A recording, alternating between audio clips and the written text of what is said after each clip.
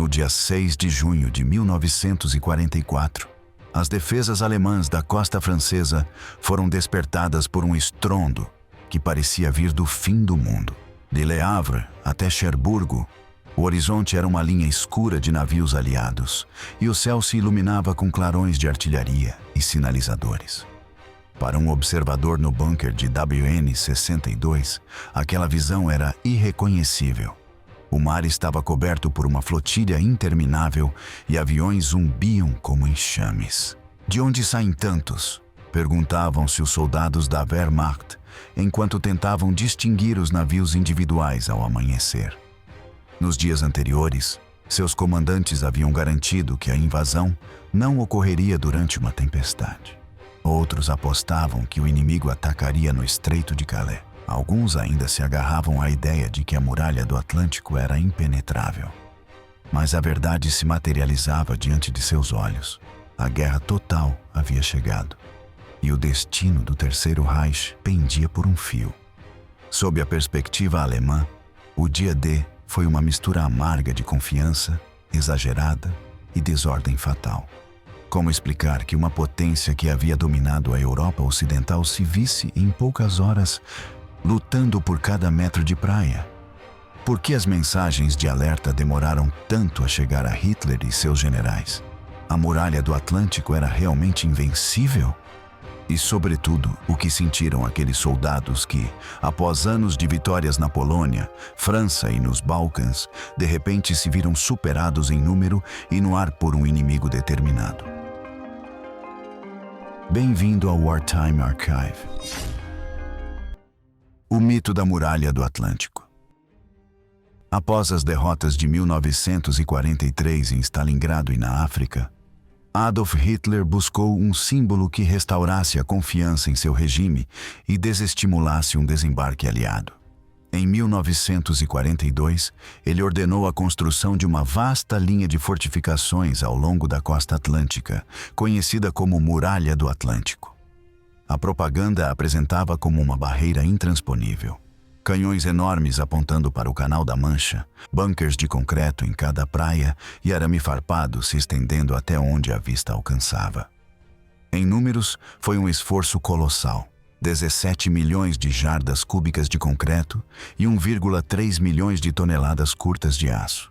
Segundo as estatísticas, a muralha incluía mais de 12 mil bunkers e casamatas, além de milhões de minas e obstáculos subaquáticos. No entanto, além dos números e dos noticiários, a realidade era bem menos impressionante.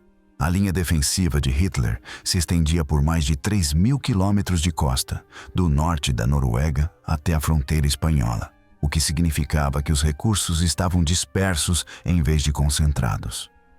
Os filmes de propaganda mostravam repetidamente a mesma posição em Cap Gris-Nez, porque poucos setores tinham fortificações comparáveis. A maioria das praias da Normandia era defendida apenas por bunkers de concreto modestos, ninhos de metralhadora e campos minados. Muitos dos soldados designados para a defesa pertenciam a divisões estáticas, unidades sem transporte motorizado, incapazes de se mover rapidamente. Sua missão era resistir em seus postos e morrer. Essa dicotomia entre mito e realidade refletia a visão estratégica do alto comando alemão. O Marechal Gerd von Rundstedt, comandante-chefe no Oeste, entendia que não havia recursos suficientes para fortificar todas as praias e preferia uma defesa móvel baseada em reservas blindadas que pudessem contra-atacar no ponto do desembarque. Já Erwin Rommel, veterano do Afrika Korps e agora no comando do Grupo de Exércitos B, acreditava que a única esperança era deter os aliados na própria orla. Convencido de que o poder aéreo aliado impediria qualquer movimento depois do início da invasão, Rommel percorreu as costas da França e ordenou a instalação de milhões de minas, o reforço de bunkers e a colocação de obstáculos anti-tanque nas areias. Seu lema era: vencê-los na praia ou nunca mais vê-los, pois sabia que, uma vez estabelecida uma cabeça de praia, a guerra estaria perdida. Os defensores alemães na Normandia vinham de origens diversas. Entre eles estavam recrutas franceses da Alsácia e Lorena, soldados poloneses forçados ao serviço, veteranos convalescentes e, notavelmente, homens dos Ostbataillionen, batalhões formados por prisioneiros soviéticos que haviam jurado lutar contra o comunismo. Aproximadamente metade das divisões na costa era estática e contava com poucas armas pesadas. Esperava-se que resistissem ao impacto inicial enquanto aguardavam reforços. Sem transporte, sem artilharia pesada e com pouca munição, esses homens tinham a difícil tarefa de sustentar o mito da muralha do Atlântico com recursos frágeis. A figura de Rommel foi decisiva nessa fase. Quando assumiu seu cargo em novembro de 1943, ficou horrorizado com o que viu. Bunkers inacabados, artilharia mal posicionada e tropas desmoralizadas. Organizou inspeções diárias e instalou morenas, minas escondidas em estacas de madeira sob a areia, projetadas para explodir em contato com barcos ou lanchas de desembarque. Montou ouriços tchecos, estruturas metálicas em forma de X, para barrar veículos, mas ao mesmo tempo criticava abertamente o Marechal Rundstedt e o general Hans Speidel por não compreenderem a necessidade de uma defesa imediata. Para Rommel, a muralha do Atlântico era uma ficção. O próprio Führer nunca viu a muralha, explicou a seus colaboradores, e acredita nela como se fosse uma obra terminada. Nosso dever é transformar essa ficção em algo útil. A muralha do Atlântico não era uma linha contínua de concreto. Era composta por Widerstandsnester, ninhos de resistência, numerados, como o WN-62, BN-72 e WN-71, cada um com metralhadoras, artilharia leve e grupos de infantaria. Entre esses pontos, havia longos trechos de praia, com obstáculos destinados a quebrar os cascos das lanchas de desembarque. Em alguns lugares, foram instalados os aspargos de Rommel, postes de madeira com minas ou explosivos na ponta, projetados para destruir embarcações na maré alta. Engenheiros da Organisation Todt e milhares de trabalhadores forçados, incluindo prisioneiros de guerra, construíram essas defesas em condições duríssimas. Muitos relatos descrevem jornadas de 10 horas, sob chuva e frio, sofrendo bombardeios ocasionais dos aliados. Uma carta de um trabalhador francês sobre bunkers em Ouistreham dizia: "Nos dizem que é para nos proteger, mas nenhum francês acredita que esses blocos deterão o inimigo." Além do concreto, foram erguidos os Tobruk, pequenas estruturas circulares de 1,5 metro de profundidade, com uma abertura no topo para instalar uma metralhadora ou um canhão antitanque. Os soldados nesses postos ficavam horas em espaços minúsculos, quase sem ventilação, aguardando uma invasão que podia nunca chegar. Para muitos jovens da Wehrmacht, o serviço na muralha do Atlântico era uma mistura de tédio e ansiedade. Passavam dias reparando cercas de arame, patrulhando a pé e procurando minas trazidas pela maré, sem saber quando seriam substituídos nem se veriam combate.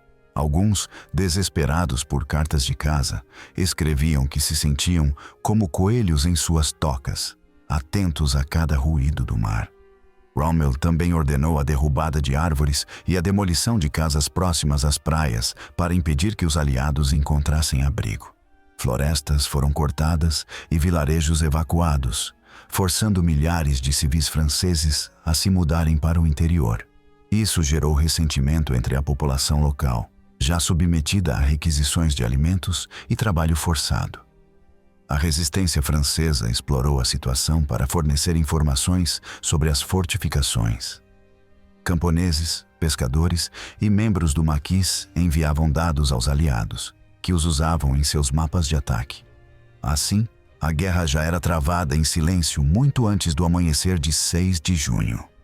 O treinamento e a moral das tropas na muralha do Atlântico também eram desiguais. Algumas unidades, como a 352 Divisão, tinham combatido no Frente Oriental. Outras, como a 716ª Divisão Estática, eram formadas por homens mais velhos, feridos de campanhas anteriores ou recrutas mal treinados. Os Ostbataillionen, compostos por prisioneiros soviéticos, recebiam equipamento inferior e eram mal vistos pelos oficiais alemães, que desconfiavam de sua lealdade. Muitos haviam sido recrutados com promessas de melhores condições do que nos campos de prisioneiros, mas eram considerados descartáveis e colocados em posições expostas. A diversidade de línguas e culturas nas unidades complicava a comunicação, gerando confusões em ordens e senhas. Esse mosaico humano enfrentaria em breve a maior operação anfíbia da história. A propaganda oficial também ocultava a precariedade da Luftwaffe e da Kriegsmarine. Na primavera de 1944, a Força Aérea Alemã na França contava com apenas algumas centenas de aviões, muitos obsoletos. Seus pilotos tinham menos horas de voo do que seus adversários e sofriam com a escassez de combustível.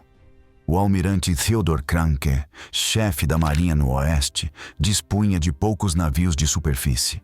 Os poucos destroyers e cruzadores restantes escoltavam comboios e não podiam enfrentar a frota aliada. Com os céus controlados pelos aliados e o mar dominado por sua marinha, a defesa alemã dependia em grande parte das fortificações em terra.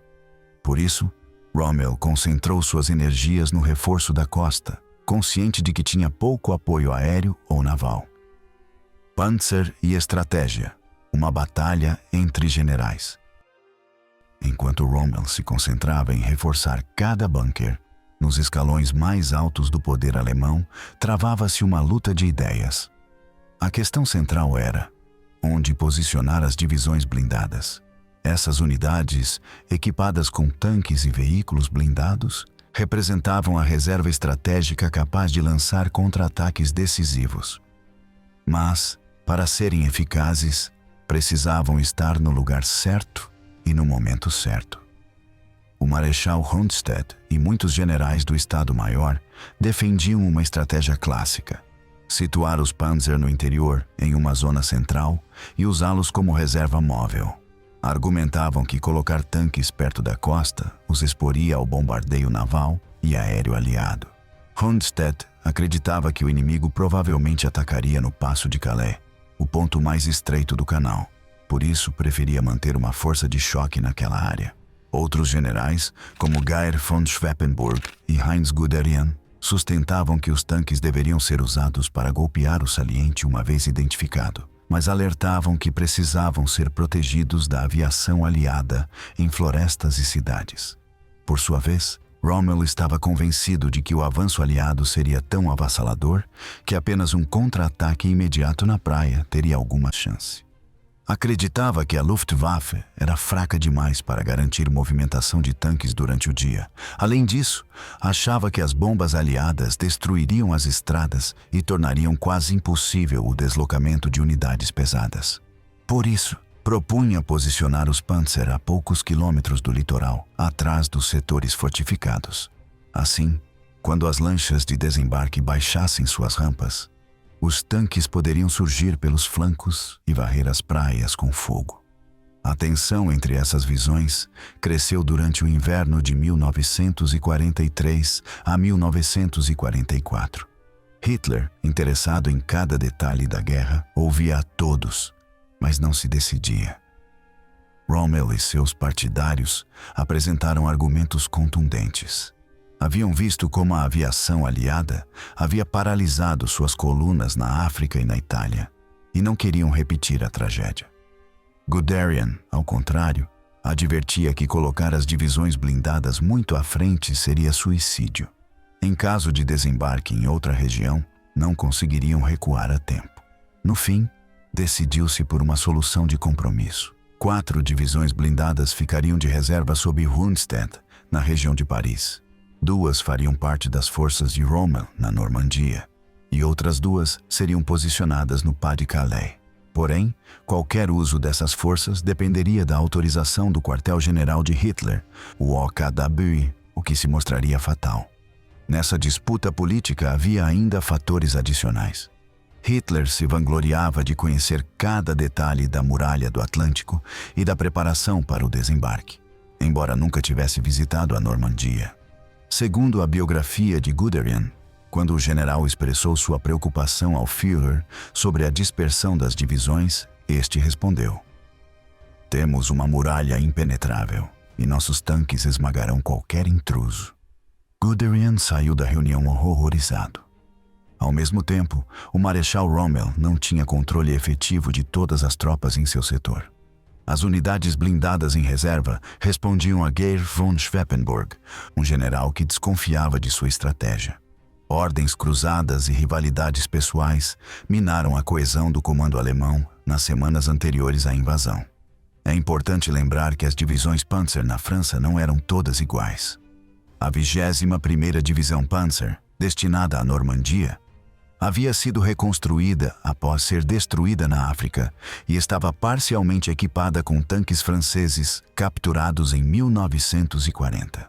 Seu componente blindado incluía carros Hotchkiss, Renault e Somua, menos potentes que os Panzer modernos. Outras divisões, como a 2ª e a 116ª, dispunham de Panzer IV e alguns Panther, mas careciam de combustível e de pessoal experiente. Ainda assim, eram consideradas a força de reação contra um desembarque. O atraso em seu emprego, por medo da aviação aliada, fez com que, no início da invasão, essas unidades estivessem longe demais para intervir. A Panzer-Lehr-Division, uma das unidades mais bem equipadas, fora formada com instrutores das escolas de blindados e possuía grande número de veículos de transporte de tropas, além de tanques Panzer IV, Pantera e alguns Tigre. Seus soldados eram veteranos e fervorosos apoiadores do regime. Porém, sua experiência seria testada nas estradas estreitas da Normandia. A 12ª Divisão Panzer SS Hitlerjugend era composta por jovens de 17 a 19 anos, provenientes das juventudes hitleristas. Seu entusiasmo era inegável, mas faltava experiência de combate. Eram liderados por oficiais endurecidos como Fritz Witt e Kurt Meyer, que esperavam transformar esses jovens em guerreiros lendários. O debate sobre os Panzer também envolvia a artilharia e a doutrina militar. Rundstedt e outros veteranos da Primeira Guerra confiavam no uso da artilharia pesada e na manutenção de um front coeso. Rommel, por outro lado, via o futuro da guerra na mobilidade e no uso combinado de armas. Mas na Normandia, suas ideias acabaram adaptadas à defesa estática por falta de recursos.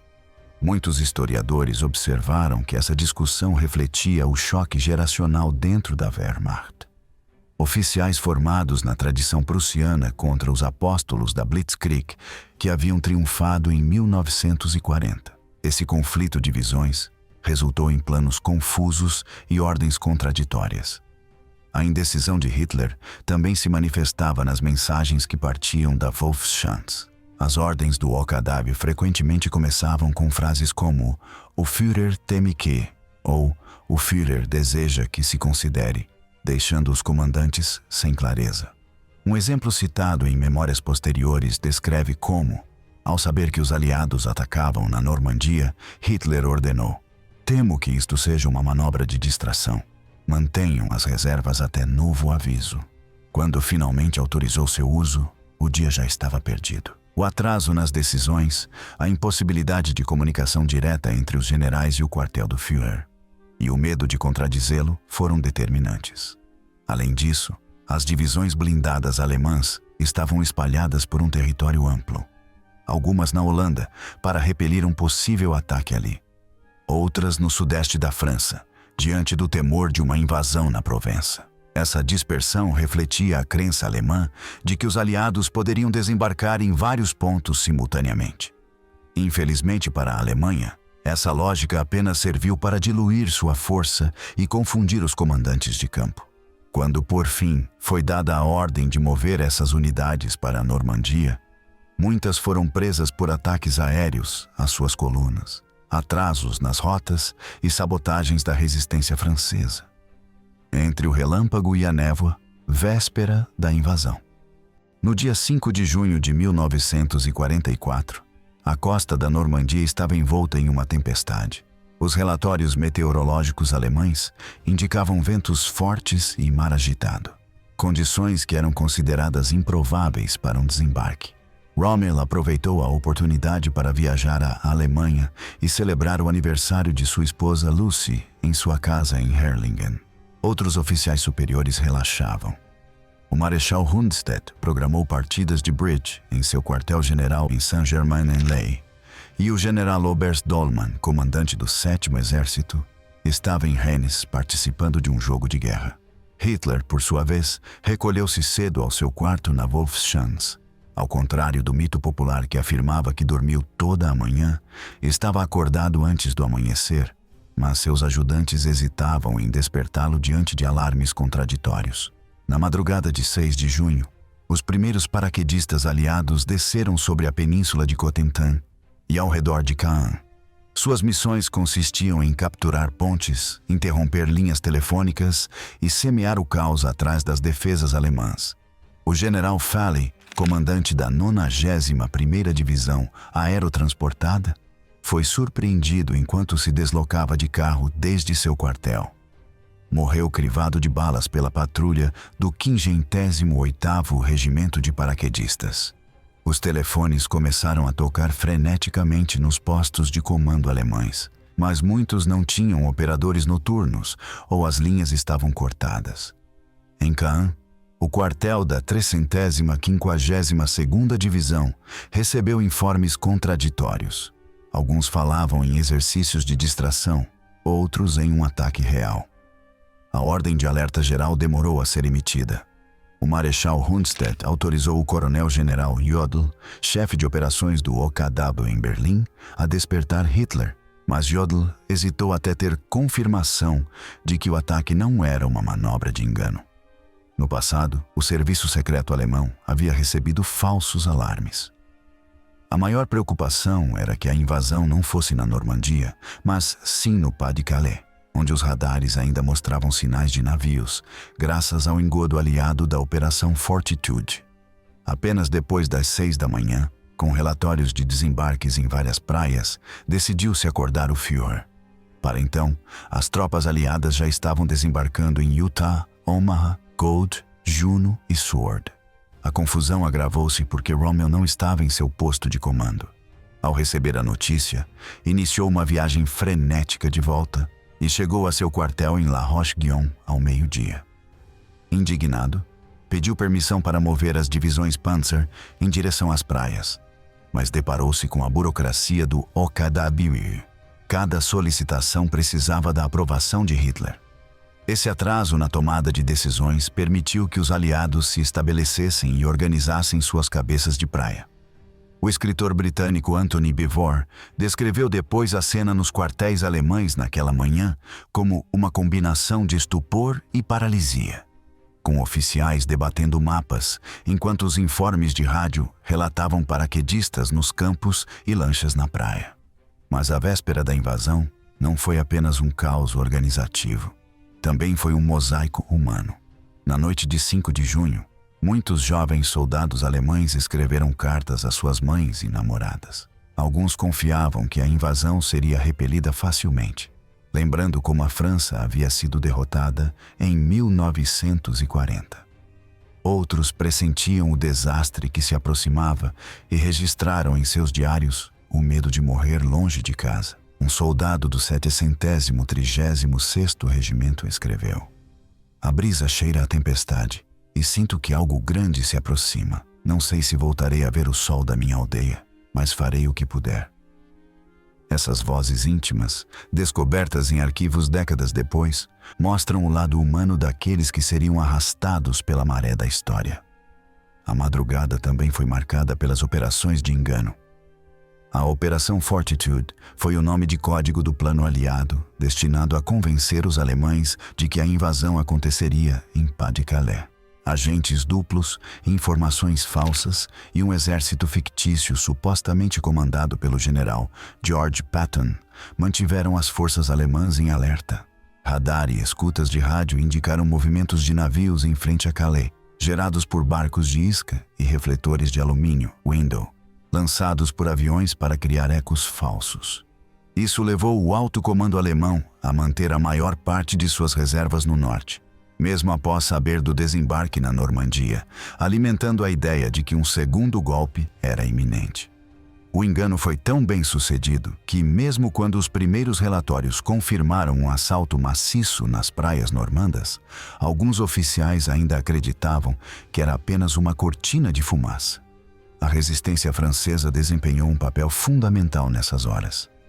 Comunicados em código transmitidos pela BBC alertaram as células da resistência sobre o início das operações.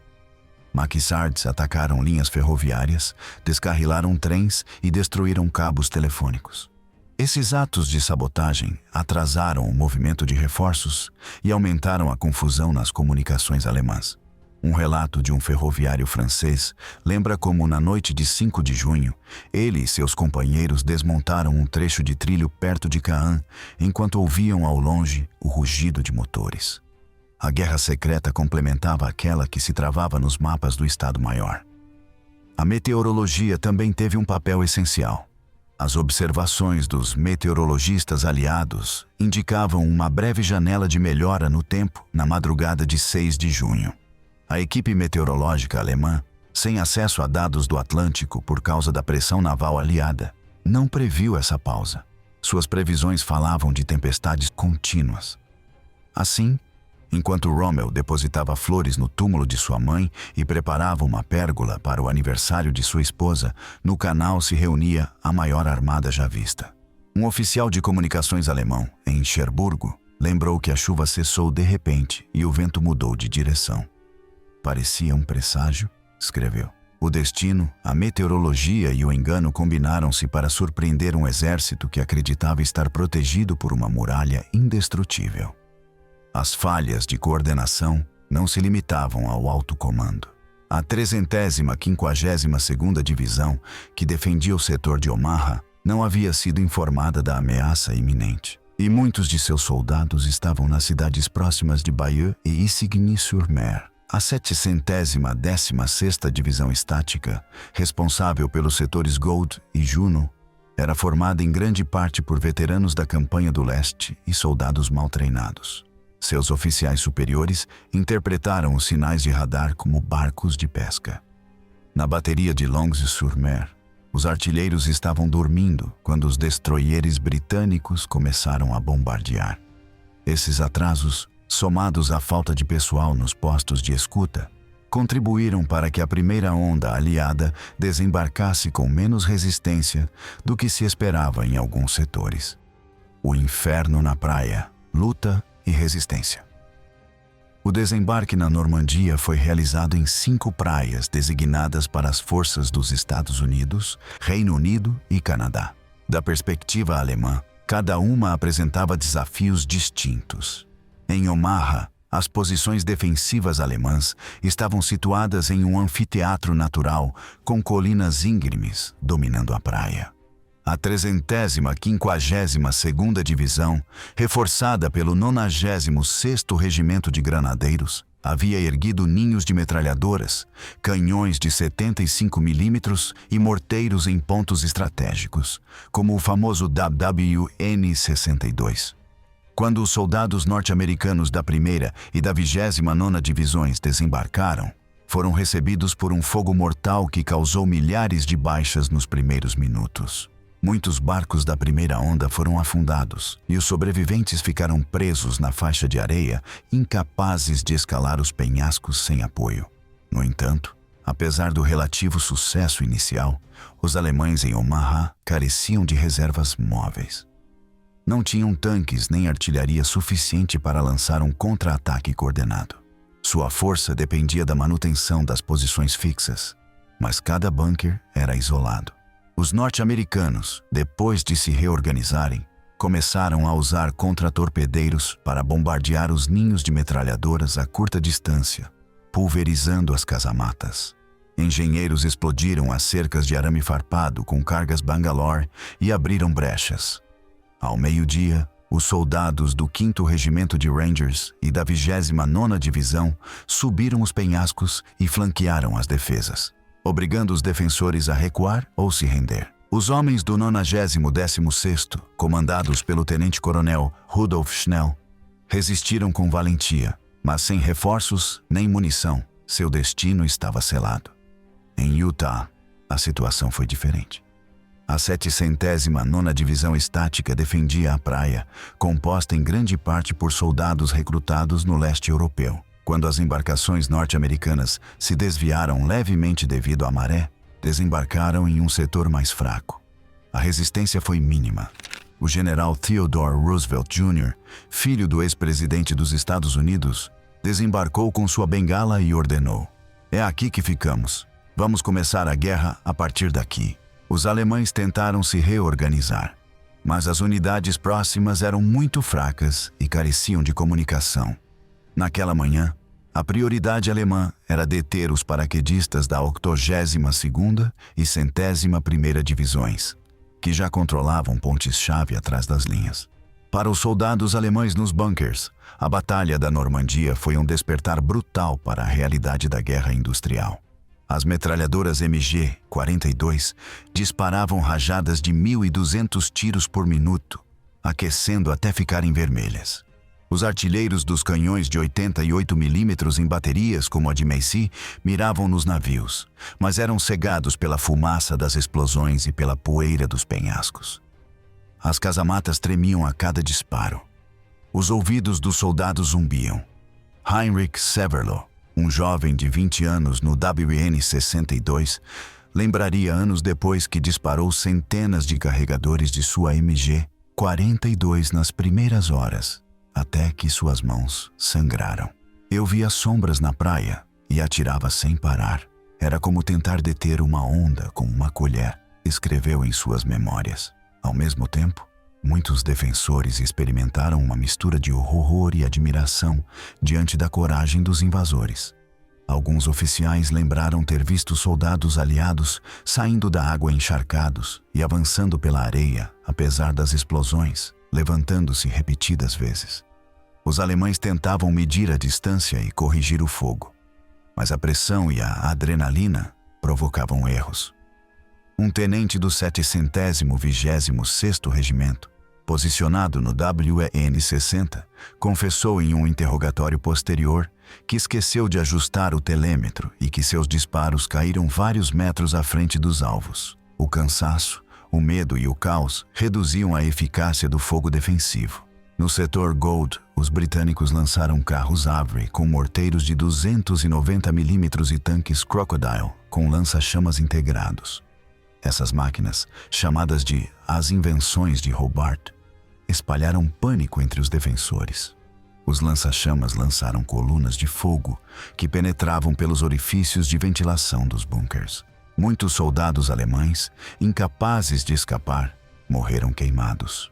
A artilharia naval britânica, composta por navios como o HMS Ajax e o HMS Argonaut, bombardeou com precisão milimétrica, eliminando canhões e infantaria. O contraste entre o fogo moderno aliado e as defesas estáticas alemãs era evidente. A tecnologia e a produção industrial impunham-se até sobre a fortificação mais sólida. Enquanto isso, em Caen, a cidade mais próxima das praias, civis franceses se refugiavam em porões e igrejas. A cidade sofria um bombardeio devastador que matou centenas de pessoas. Os soldados alemães que recuaram por Caen viram o sofrimento da população civil e alguns tentaram ajudar famílias a escapar dos incêndios. No entanto, outros atos mostram a brutalidade da guerra. Um capitão da 21ª Panzer ordenou a execução de membros da resistência capturados nos arredores da cidade, culpando-os por sabotagens. A luta pela Normandia foi também uma batalha moral, onde se misturaram atos de humanidade e de barbárie. Na colina Montarobin e nas aldeias de Vierville e Colville-sur-Mer, os combates corpo a corpo se prolongaram por horas. Os granadeiros do 90º Regimento defendiam posições improvisadas entre sebes, resistindo às bombas de morteiro e aos foguetes dos caças-bombardeiros aliados. Quando as forças norte-americanas finalmente tomaram o topo, encontraram grande quantidade de armas antitanque abandonadas.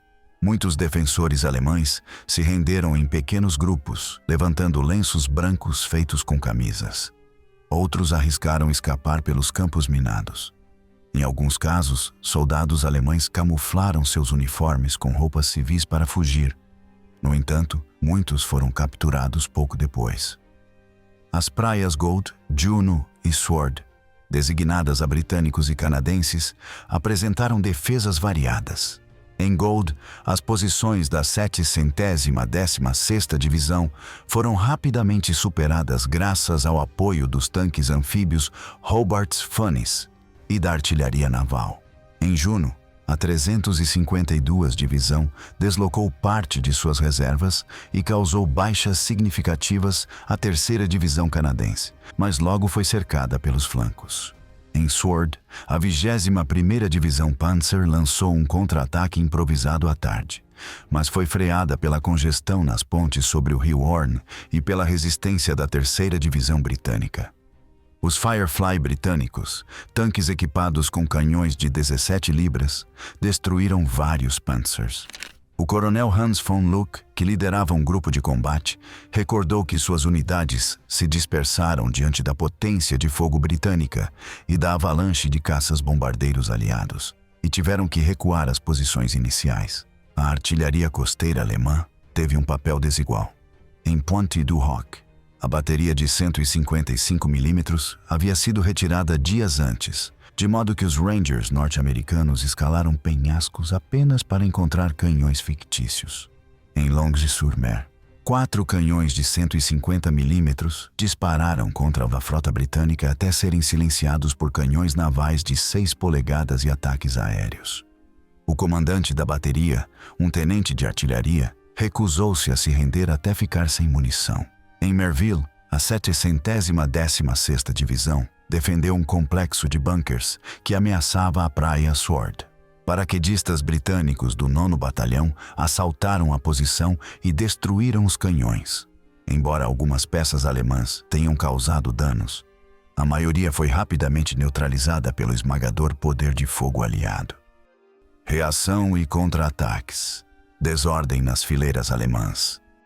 Ao amanhecer, os relatórios dos comandantes de setor se acumulavam nas mesas do 7º Exército em Le Mans e do Grupo de Exércitos B em La Roche-Guyon.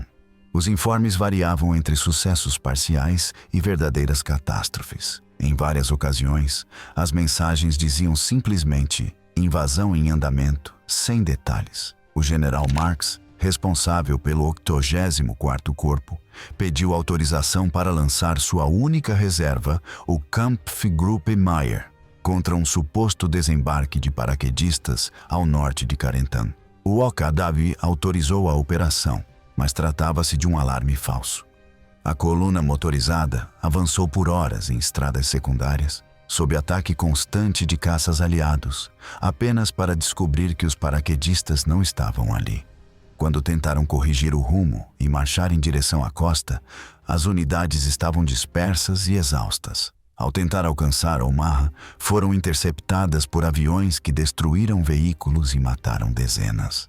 O resultado foi que a única reserva imediata do 84º Corpo desapareceu sem disparar um tiro. Rommel, furioso, pediu imediatamente para mover o restante dos Panzer para a Normandia. Mas Hitler demorou horas para responder. O Marechal von Rundstedt telefonou ao general Keitel exigindo liberdade de ação. A resposta foi vaga.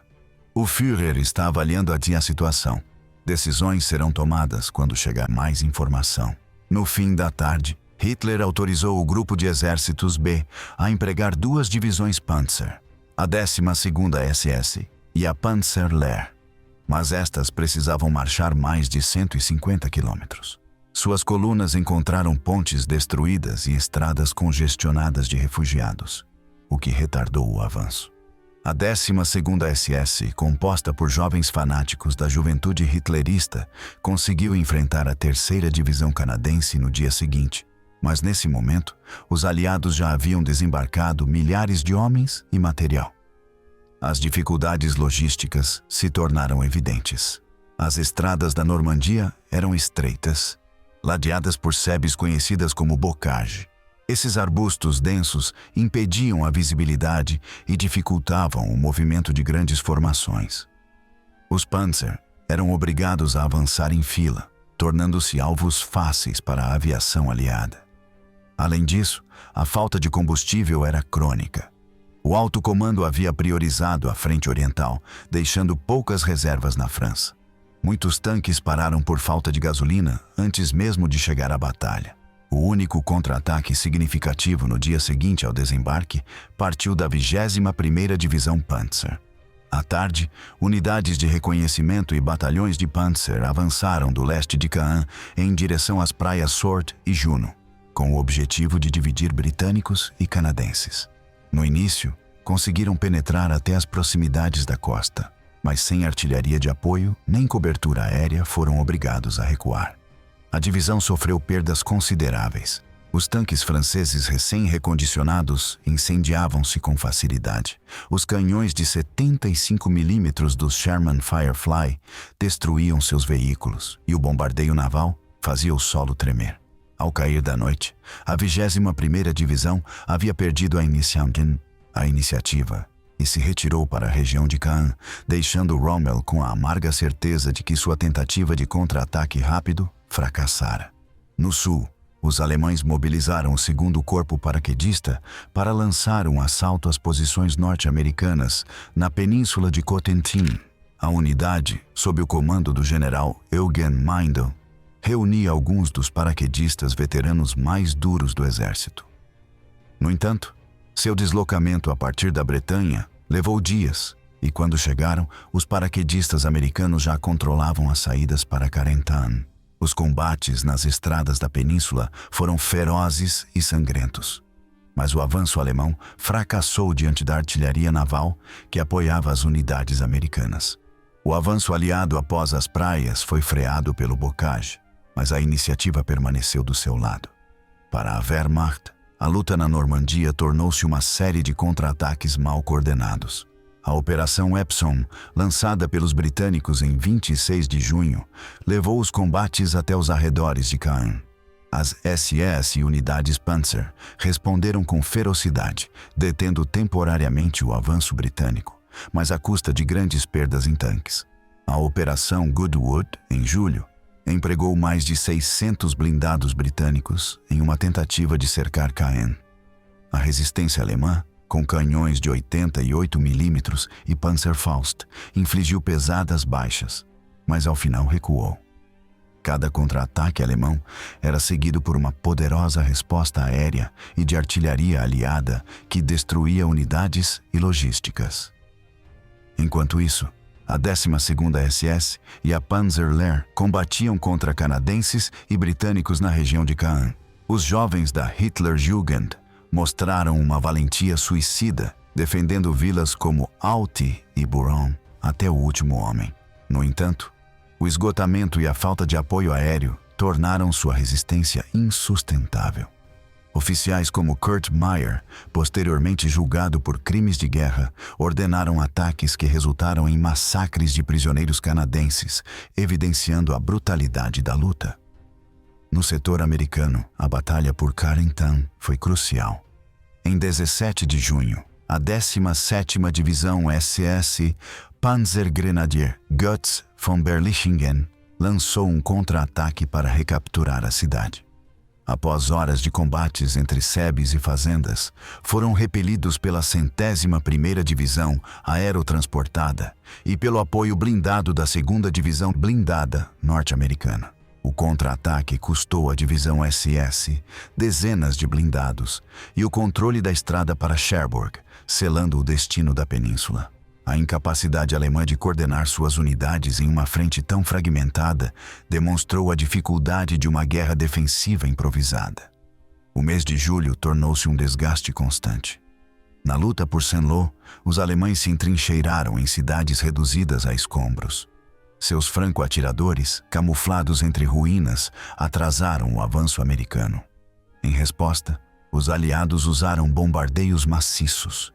Na Operação Cobra, milhares de bombardeiros B-17 e B-24 atacaram as linhas alemãs a oeste de Saint-Lô, abrindo um corredor. A intensidade do bombardeio atordoou até os próprios soldados americanos, que sofreram baixas por fogo amigo. Para os alemães, foi um inferno de aço e fogo. A moral desmoronou e numerosos soldados desertaram ou se renderam.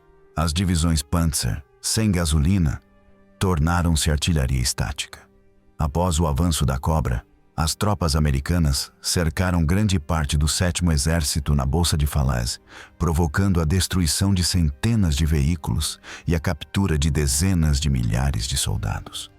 Durante todo o tempo, a resistência francesa continuou sua missão de sabotagem. À medida que os alemães tentavam deslocar reforços da Bretanha e do interior da França, os maquis explodiam pontes e atacavam colunas. Esses atos retardavam ainda mais os contra-ataques e aumentavam a sensação de cerco. Alguns oficiais alemães, frustrados, ordenaram represálias contra vilas suspeitas de ajudar os maquisards, resultando em massacres como os de Toulon e Oradour-sur-Glane. Essas atrocidades, longe de frear a resistência, aumentaram sua determinação e o apoio local aos aliados. No ar, as tentativas da Luftwaffe de reforçar a Normandia foram mínimas. O general Gerhard Fischer, em suas memórias, descreveu como recebia ordens de decolar com 3 caças FW-190 para interceptar bombardeiros. Ao chegar, encontrava dezenas de caças P-50 e um Mustang, e era obrigado a recuar. A aviação alemã perdeu mais aviões na Normandia do que conseguiu derrubar. Os pilotos da Luftwaffe, formados em academias agora bombardeadas, careciam de combustível e peças de reposição. O tenente Joseph Priller, que liderou um ataque solitário com 2 aviões sobre a praia Sword em 6 de junho, tornou-se um símbolo da impotência aérea alemã. A Luftwaffe, quase ausente no dia do desembarque, tentou intervir durante a noite. Um punhado de bombardeiros Heinkel 111 e Focke-Wulf 190 atacou as praias e cabeças de ponte, mas com pouco efeito. O radar aliado e os caças noturnos interceptaram a maioria. O Marechal Speer escreveu mais tarde que a Luftwaffe no oeste estava praticamente paralisada e que a maior parte dos pilotos experientes lutava na frente oriental ou já havia morrido. O resultado foi que as tropas em terra se sentiram abandonadas. A frase "onde estão nossos Stukas" era ouvida em muitas trincheiras. Balanço final: erros, mitos e lições. Na manhã de 7 de junho, quando já haviam sido estabelecidas sólidas cabeças de praia, Hitler convocou uma reunião com seus principais generais. Ali, exigiu explicações. "Como isso pôde acontecer?" perguntou, batendo na mesa. Rommel falou primeiro. Apontou o fator surpresa tático dos aliados, que haviam escolhido uma zona menos fortificada e lançado um ataque em meio a uma tempestade. Explicou que ingleses e norte-americanos haviam alcançado total domínio dos céus, com caças e bombardeiros intervindo em cada movimento alemão, e que seus tanques e infantaria eram tão numerosos que parecia que nunca terminavam. Recordou também que havia pedido, meses antes, que os Panzer fossem posicionados perto da costa e que isso não havia sido feito. Rommel sabia que suas palavras poderiam custar-lhe a carreira, mas sua frustração era evidente. Outros generais, como Rundstedt, insistiram que a invasão havia sido inevitável devido à superioridade material aliada. Apontaram que britânicos e norte-americanos produziam mais navios, aviões e tanques do que a Alemanha poderia destruir, e que o desembarque teria sido bem sucedido em qualquer lugar. O Marechal não hesitou em dizer que a guerra estava perdida e que o melhor seria negociar a paz. Essa ousadia lhe custou o cargo. Pouco depois, foi destituído. Alguns oficiais, temerosos da reação de Hitler, culparam os meteorologistas e a inteligência por não preverem o desembarque. O mito de que Hitler havia dormido enquanto suas tropas eram atacadas começou a se difundir. No entanto, como ressalta o historiador James Sadler, o Führer estava acordado, mas hesitava sobre se a Normandia era realmente o ataque principal.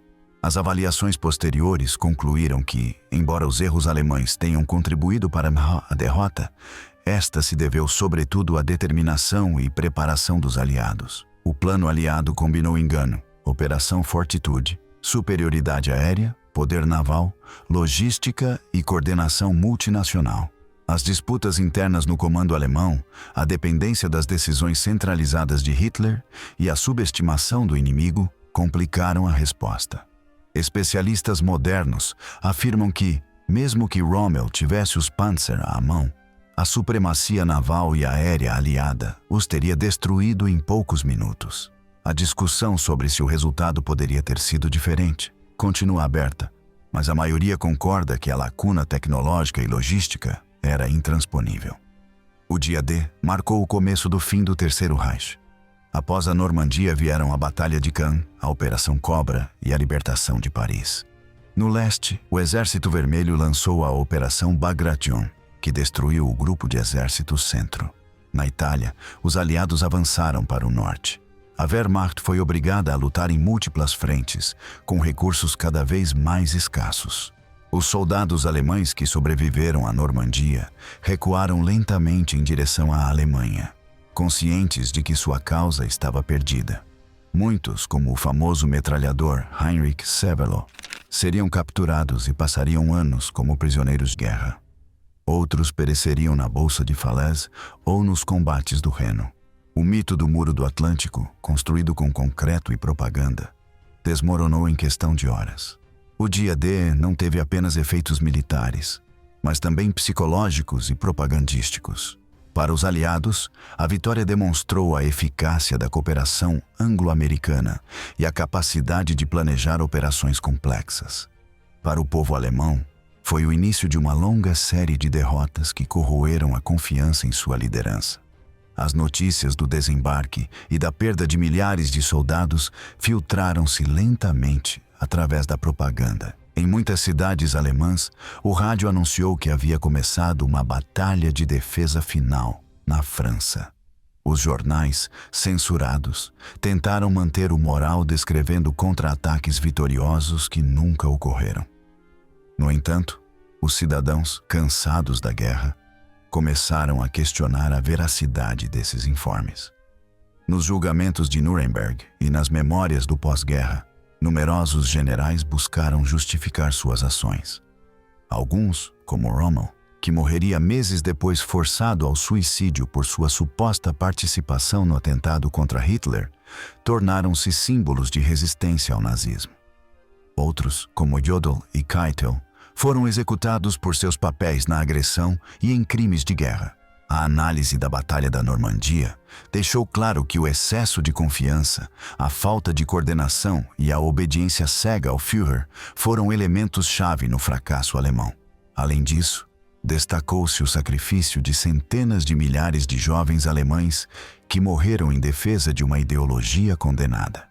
A historiografia posterior tem debatido se a perda na Normandia foi inevitável. Alguns autores apontam que, mesmo com uma resposta imediata, a superioridade aliada no ar e no mar teria neutralizado os contra-ataques.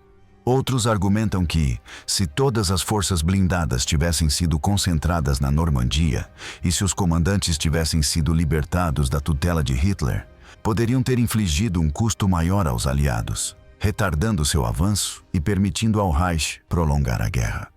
No entanto, os próprios estudos reconhecem que a economia alemã já estava exausta e que a moral de seus soldados estava quebrada. O debate sobre o que teria acontecido se as decisões de Hitler tivessem sido diferentes faz parte da fascinação pela história contrafactual, mas não altera o resultado final. Na Alemanha, a lembrança da Normandia transformou-se em uma lição de humildade. As gerações posteriores cresceram com a consciência de que a guerra foi um erro catastrófico.